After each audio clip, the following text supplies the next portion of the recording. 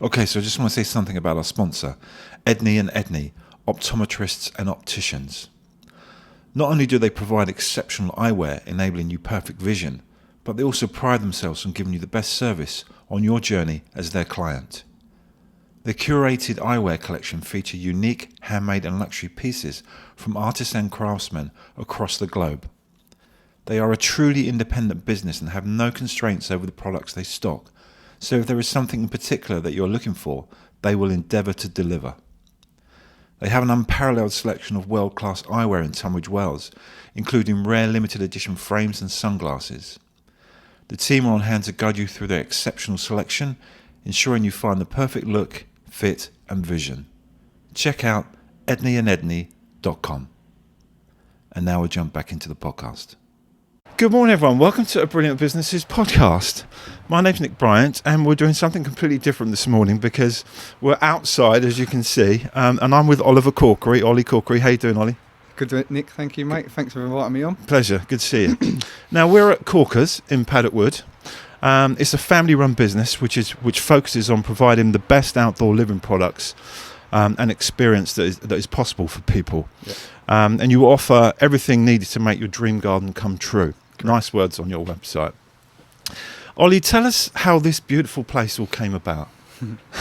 So before this beautiful environment that we're sitting in, we came out of school and Dad had a construction company. That was the main business. On the side, he used to have a lorry that used to sit there, and when the construction sites were finished, he used to pop into those sites and use that lorry to clear all his equipment away. So like shutters. He was a concrete framework sort of specialist. Big concrete frameworks for developers and stuff around London and the southeast. Yeah. So we came out of school straight into the real world, mate. Getting up at 5 o'clock in the morning. He had a job in Putney. I remember it still to this day. Yeah. And then getting home at 7 o'clock. So you know, the true insight of what hard graft really is. Yeah. We quickly found out that we didn't really want to be doing that. So we were sort of always trying to find our own route and our own journey. Me and Harry, my brother. Yeah. And then when we hit our 20s and we sort of, started knuckling down and getting our heads together, the company, the lorry that he used to use he started a business called Small Loads. Okay. Yeah. Because when the lorry was sitting there doing nothing, he thought, well, how can I earn money from it? So they put a little ad in the paper. I think it was called The Focus at the time. Yeah. And when that phone used to ring for small loads of aggregates, so like sharp sand, ballast and stuff like that, they used to pop into local quarries and go and deliver direct to the consumer. Right. When the recession hit in 2007, the construction company took a bit of a hit, and that small loads concept just started to grow and evolve organically over time. And again, just through nothing more than hard graft, good customer service, and basically following through on your word, which is still the core of what we do today. Yeah. So me and Harry joined that business properly, probably when I hit my 20s, early 20s, so 12 years ago now. Okay. And didn't have a clue about business, didn't have a clue about design, didn't have a clue about anything, mate. Just saw my dad and my mum, always working their arse off, and that was instilled in us to do the same. So we immerse ourselves in the business, from bagging up in the yard, from sweeping the yard, from unloading lorries, from delivering the goods once you've got a HGV licence, to eventually working our way up and into the office, where we was answering phones, serving customers, and understand sort of the back end of the company. Yeah. And we'd done that for probably about 3 or 4 years, so I sort of started to hit my mid-20s, and my dad, myself and Harry started to think like we're outgrowing this Small Loads name, because people used to come. We had a tiny little show area, we had like paving and stuff. Yeah. And people used to say, oh, this is amazing. But they used to say, oh, I didn't know you'd done paving, or I didn't know you'd done this. So we started to outgrow the Small Loads name, which was predominantly aggregates. Yeah. So we taught ourselves how to change the logo slightly and do a bit of Adobe Illustrator, and we was clueless, but we was watching like YouTube videos and trying to learn ourselves. Yeah. So we adjusted the logo slightly. It became like SL, and it was more of like a landscape and building supplies. Yeah. So we started to evolve it slightly and start to understand like how to slowly position a brand. Then we decided that to do this properly, we needed external help and external consultants and agencies that specialise in that realm. So me and Harry led that, went out, set up meetings with multiple different companies, and we found a company called Project 64 that was based in Maidstone. That came across really professional, but it was all the brand strategy beforehand, before building that core identity, understanding like where you are, who you are, where you want to go, and then how to really position that to that target demographic that we was looking to do. So that yard that we was at around the corner, we started to outgrow, and the landlord wanted the warehouse back, so it was no good for us anymore. But we knew this yard was on a similar lease, right? And we sort of knew the landlord of this yard, so it was perfect time. Yeah, definitely. Yeah. And so we went from a 0.7 of acre yard to 2.5 acres. This is. Yeah, right. And so my auntie was our FD at the time, and we said to her, "Can we afford it?" She said, "Just about." And that was good enough for us, Nick. We just jumped it, went for it, and went for it. Yeah. We didn't have no business plan. We didn't fully have. But it sounds like you were really strategic up to that point about positioning your brand to the right people, and really thinking it through. We was, but I didn't know what a strategy was back then. Yeah, right, okay. I honestly didn't. Yeah. We was thinking strategically, but I didn't know what that actually meant. What actually meant. So we got to this yard. We've been here 8-9 years now. Yeah. So at that point we decided, right, we need to change our name. So we was coming up with all sorts of names, and we asked one of the landscapers and designers who's actually got this garden here, Tim Sykes from Garden Prouds. He used to be in advertising, so we said to him, "Go away, think of 10 names, and come back and let us know what you think." Yeah. And Tim's super creative. Okay. So we come back and he had these list of names. I mean, it was like Terra Firma, Scape, and then Corker. So okay. Obviously, that's the obvious one. We should have all just thought of that. Yeah. But Tim actually came up with that name. You wouldn't have thought about it though. I mean, you just probably would have just gone over your head if you you get someone creative in, they give you that idea. So. Yeah. So again, it's like we was going along that journey, and we was being strategic, but we didn't know what that actually meant. Yeah. And then we came up with the concept that all the raw materials in a yard should be really displayed in situ, so people come and experience properly and see them in their natural light and how they weather, etc. Yeah. And we've always had good imaginations, and we've always been very creative, and we've had that drive to constantly evaluate. So we knew that we didn't want to sort of compete with Travis Perkins and all the big builders merchants and do the same stuff. And it was a very intimidating environment that these guys that would going to look at paving slabs. So they would be on a vertical stand. Right. So that point, no one was really just doing it different. So that was where the idea was sort of born. We then decided that we wanted to be this all-in-one shop, and we wanted to sell all these different products. So when we launched the brand 6 years ago, so we was only 6 years young, we launched the brand, launched the gardens at the same time. Tremendous success. People was raving about it, and it went crazy. But we quickly found out that all-in-one concept that we were trying to be was diluting our core offering, which was ultimately being known for horticultural, aggregates, paving, but we also found that we didn't have the marketing budget to market every single product. So a lot of the stuff that we was getting into, like fire pits and just random stuff, was just being sat and getting rusty, and not having that quick stock turnover days that we keep an eye on now. So that's how it's all evolved, really. Wow. Right. It's just through like determination, imagination, having a good team that also believe in it. My mum and dad obviously, being the core drivers of it as well, and believing in me and Harry to push on and create what we've created today and what we're sat in. And this is an awesome spot. Where we are here right now, you can't see. There's a TV here. There's almost a bar behind us. We've got the neon signs up there. It's a real get together sort of place in these gardens. So on your website, there's it's almost like you buy a design that's already designed for you. Is that fair to say that's on the website? Is that how it works? No, it's similar. Right. So the gardens displayed on the website, they're tagged with the products used in those gardens. Right. So if you came here and you saw one of these gardens, and then you looked on the website, you would be able to know what products are in that garden. Right. Okay. But how it works and the concept works is that each show garden is done by a local designer or landscaper that we trust and we fully back. Yep. And we are fully invested in their brand as much as they are invested in our brands. And we've just created this beautiful, amazing community. But what that allows to do is it allows the customer to come around at the weekend, to see everything in situ, to visualise, to to see what it's going to look like in their garden. Yes. But it also allows them to partner and find a trusted recommendation that they can use, because there is so many cowboys out there. I can imagine. Yeah. So you can, if you don't know where to start with your garden, we help you along that journey from like inspiration, trusted recommendations, the products, everything you can imagine. But for the landscape and designer, it also gives them a physical space over their website that people can come and view their work, their detail, and their design. Nice. Because you go to a supplies place like Travis Perkins or one of those guys, and you want some shingle for your garden. Someone's coming up here. That's fine. You don't know what to. You don't. It's all right, mate. You don't know what to choose.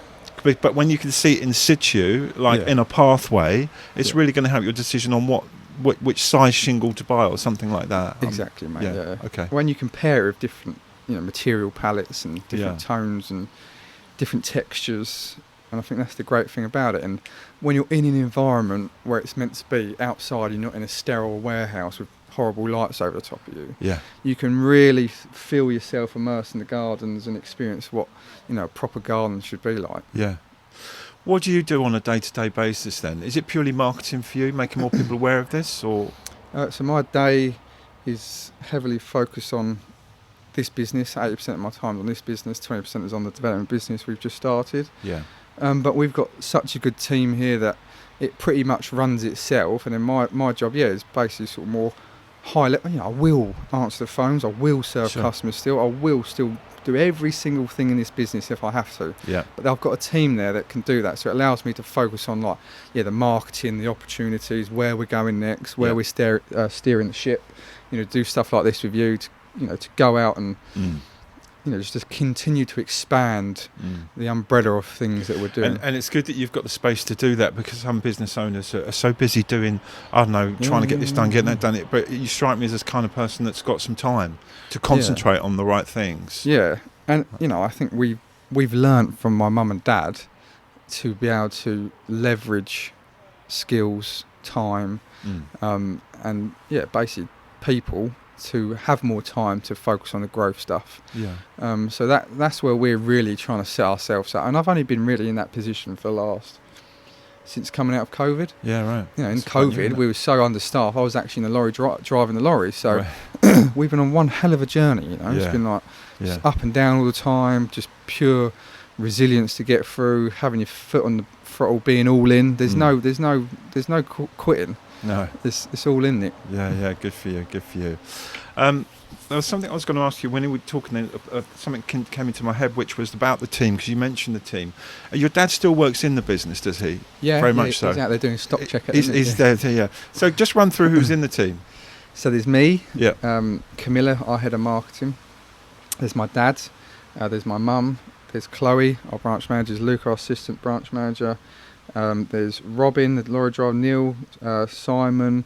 There's Rob in the yard. There's little Robbo in the yard. There's Rob, our procurement manager. There's Rob, our videographer. No, there's lots of you. There's Drew, who's like our sort of head of technology. Sort of integrates anything that we're doing across both businesses. Who else we got? We've got Danielle, our bookkeeper. We've got Adrian, our financial controller. Yeah. So there's a really nice little core team of us, and we all work in synergy with each other because we just know each other like the back of our hand. So and that's. And then of course you've got all the landscapers, I guess, on your fingertips as well. Yeah. So you can learn from them as well, stuff, right? Yeah. Well, and that's what makes us different, Nick. Is like we're not just a supplier. We're not someone that just sort of like sells a product and then forgets about that relationship. We're all about relationships first, community, supporting them so they can flourish, and we can flourish ultimately together. So like when they're struggling with marketing, processes, systems, whatever it is, we're always there to help give our lessons and our sort of experience over the years and see how we can help enhance and make their life years as well. And that's all stuff that we're still learning now, Yeah, it's all a learning process, isn't it? Nice sunglasses, by the way. Yeah.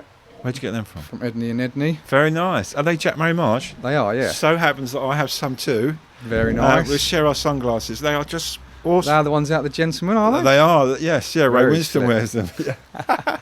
So shout out to Edney and Edney. They are a great. Shout out to Edney and Edney. Their eyewear is first class. Yeah. So there's enough. So about I've had these. Yeah. I've just got to give you a little bit of information about these. Yeah. I've had these for about 7 years now. Yeah. And I was always in Ace and Tate, sort of buying them cheapest glasses. They would last me 6 months to a year. Yeah. These have lasted, and they are still brand new. Still brand new. They look brand new. Yeah, So, that's I love a great them. brand. So what sort of clients are you looking for, Ollie? Is it the person that's got a new project in their own garden, or is it developers, or?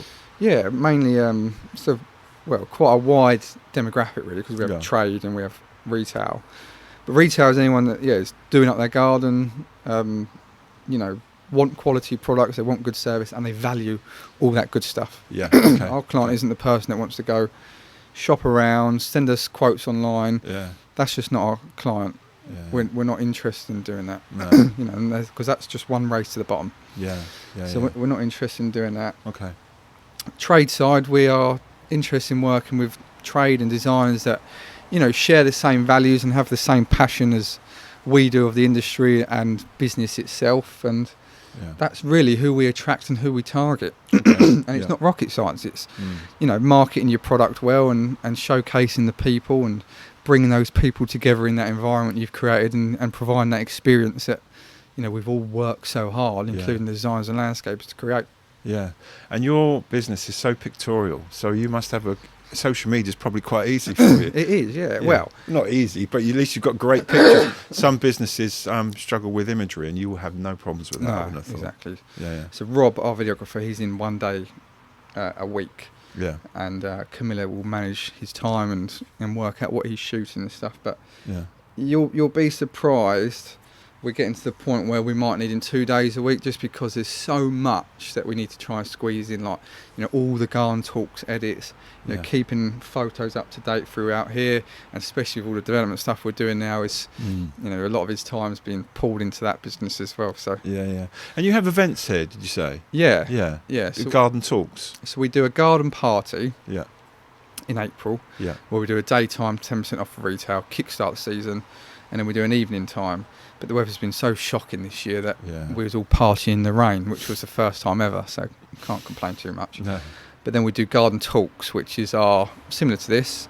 We have a small audience of 20 people. Yeah. We have 5 speakers, and we work out from each speaker what we want to highlight, what we want to sort of get out of them to provide value to the audience and people that we know and we deal with.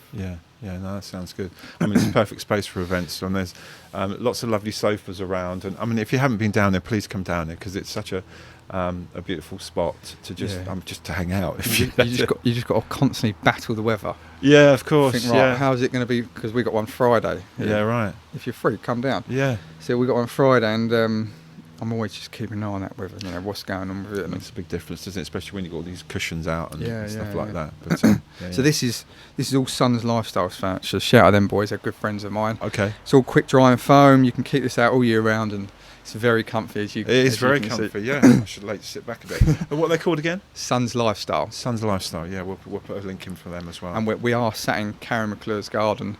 Okay. And built by Sam Beetlestones. Okay. Shout out to him as well. Shout out them. Good.